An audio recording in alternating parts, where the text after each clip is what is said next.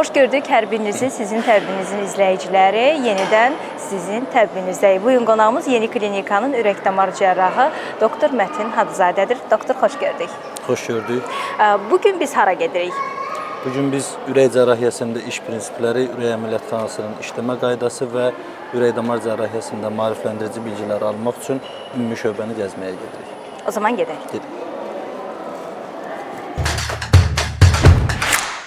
Gördüyünüz kimi fərqli geyimlərdəyik, çünki əməliyyatxanadayıq. Doktor, izləyicilərdən gələn sualları hal-hazırda deyəcəm sizə. Buyurun. Və bir çox suallarımız var. Açıq ürək əməliyyatları hansı xəstəliklərdə və pasientlərdə icra olunur? İlk sualımız budur. Bu sual ümumilikdə əslində çox geniş bir mövzudur. Sadəcə qısa şəkildə bir izah verəcəm. Bütün tibbin bir çox sahələrində olduğu kimi ürək xəstəliklərinin də dərmanla müalicə metodikası və eyni zamanda cərrahi əməliyyat metodikaları mövcuddur.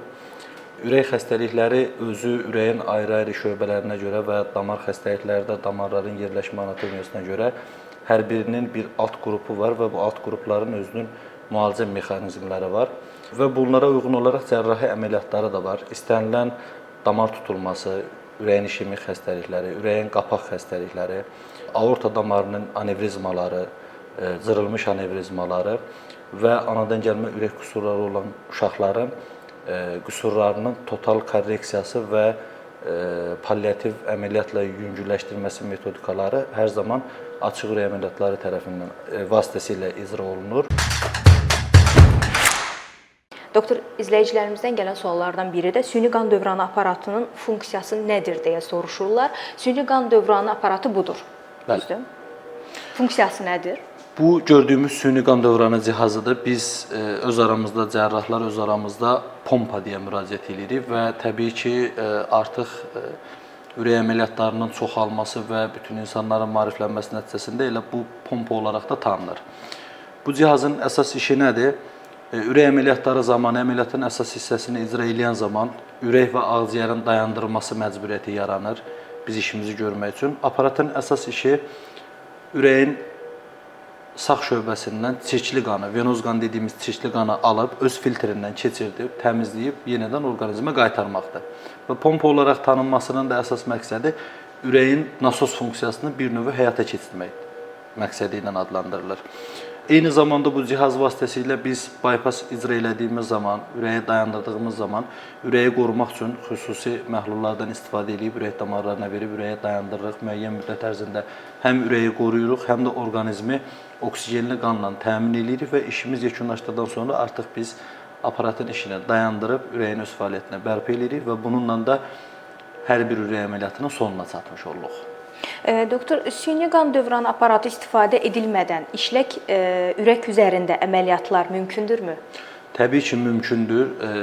Ürək əməliyyatlarının tarixçəsinə baxdığımız zaman zaten süni qan dövranı aparatı icad olunmamışdan öncə işlək ürək üzərində çox kiçik əməliyyatlar icra eləmək mümkün olurdu. Ancaq qan dövranı aparatı kəşf olunduqdan sonra uzun illər ərzində ancaq qan dövranı aparatı hesabına əməliyyatlar icra olundu və əməliyyatların sayının çoxluğu qan dövranı aparatına bağlı olan bəzi neqativ qüsurların, halların əmələ gəldiyini göstərdi və elmi araşdırmalar göstərdi ki, orqanizm bir bütünlüklə reaksiya vermiş olur, immun sistemin aktivləşməsi ola bilər, bəzən olur ki, qanın, süni qan dövranı aparatının boruları vasitəsilə filtrindən keçib geri qayıdan zaman orada formal elementlərin dağılması mümkün ola bilər. Bundan əlavə orqanizm pulsatil axınla, yəni ürək döyünərək qanla təmin olunduğu halda süni qan dövranı aparatında bu funksiya olmur.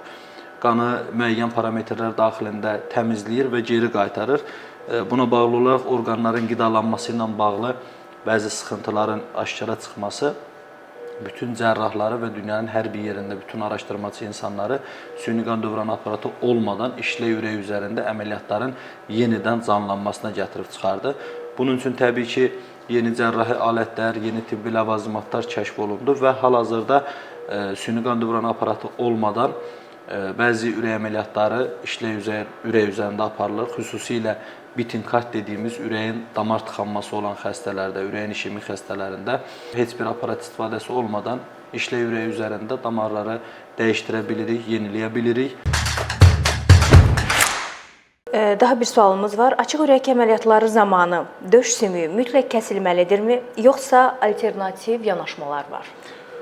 Açıq ürək əməliyyatları zamanı ən çox istifadə olunan kəsik metodikası dünyanın hər bir yerində median sternotomi dediyimiz döş sümüyünün ortadan tam kəsilərək ürəyin əldə olunmasıdır. Bildiyimiz kimi ürək döş qəfəsində ağciyərlər arasında və döş sümüyünün arxasında orta mövqedə yerləşir və ora belə deyim bir cərrahın çatması üçün, rahat əməliyyat icra eləməsi üçün ən universal, ən uyğun metodika döş sümüyünü kəsərək, ortadan kəsərək ürəyə çatmaqda. Ancaq yaxşı üsul döş sümüyünün ortadan kəsilərək median sternotomi dediyimiz üsulla ürək əməliyyatlarını icra eləməkdir. Lakin bu əməliyyatın həm genişliyi, həm əməliyyat yarasının böyüklüyü, həm sternum yarasının bitişməsində olan sonrakı problemlər cərrahları məcbur eləmişdir ki, daha alternativ bir üsullara əl atsınlar. Bunlar içərisində qabırğa arası kəsiklərdən daxil olaraq bir sıra ürək əməliyyatlarını icra eləmək,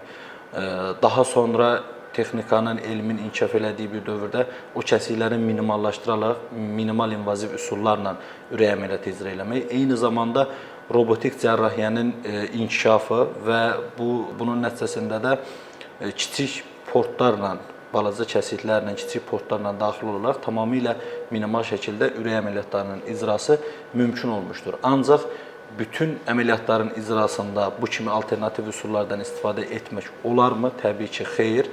Ən başlıca metodika döş sümüyünün ortadan kəsilməsi ilə icra olunan əməliyyatlardır. Amma yanaşı olaraq saydığım bütün kəsik növlərindən dünyanın bəzi mərkəzlərində tamamilə istifadə olunur, bəzi mərkəzlərində hissəvi istifadə olunur, bəzi mərkəzlərdə isə ancaq müəyyən qrup əməliyyatların icrasında istifadə olunması mümkün olur. Gələcəkdə gözlədiyimiz odur ki, daha kosmetik yollarla, daha kiçik kəsiklərlə daha böyük ürək əməliyyatlarının icrasının mümkünlüyüdür. Doktor, açıq ürək əməliyyatı yüksək riskli olan xəstələrdə damar daxili yanaşmalarla alternativ yanaşmalar varmı? Çox önəmli suallardan biridir. Bəli, müasir təbabət hal-hazırda açıq ürək əməliyyatı riskli olan bir sıra kateqoriyada olan insanlar var ki, onlarda müəyyən xəstəliklərin açıq yolla deyil də damar daxili hər hansısa bir müdaxilələr vasitəsilə əməliyyatını, xəstəliyin aradan qaldırılmasını təmin edə bilir. Bunlara başlıca olaraq aort qapaq stenozlarında TAVI dediyimiz heç bir açıq əməliyyat olmadan damar daxilindən girilərək aort qapağın balonla genişləndirilməsi və ora süni protez qapağın yerləşdirilməsi, eyni zamanda EVAR, TEVAR dediyimiz aortanın döş hissəsinin və qarın hissəsinin anevrizmaları, rüptürləri zamanı istifadə olunan açıq əməliyyatın icrası olmadan damar daxilindən girilərək gref stentlə anevrizmanın ləğv olunması kimi əməliyyatları göstərmək mümkündür. Bundan əlavə bəzi ürək xəstəliklərinin müalicəsində artıq illərlə tətbiq olunur, xüsusilə anadan gəlmə qüsurları olan qulacılararası çəpər defektində, botalaq açıq qaldığı defektlərdə illərlə damar daxilindən girilərək həmin hissələrə xüsusi yamaq qoyularaq defektin bərpası mümkün olur. Təbabət inkişaf etdikcə, texnologiya inkişaf etdikcə, gələcəkdə digər xəstəliklərin müalicəsində də bu metodikaların başqa bir təkmilləşdirilmiş versiyaları olacaqmı deyə düşündüyümüz zaman gözlədiyimiz odur ki, təbii ki, daha yeni metodikalar olacaq.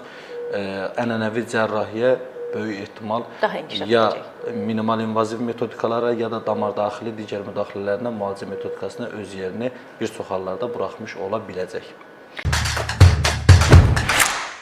Doktor, çox təşəkkür edirəm. Bugün həmişəki kimi izləyicilərimizdən gələn sualları cavablandırdınız və onlar üçün çox vacib olan sualların cavabları idi. Ətraflı məlumat üçün təşəkkür edirəm.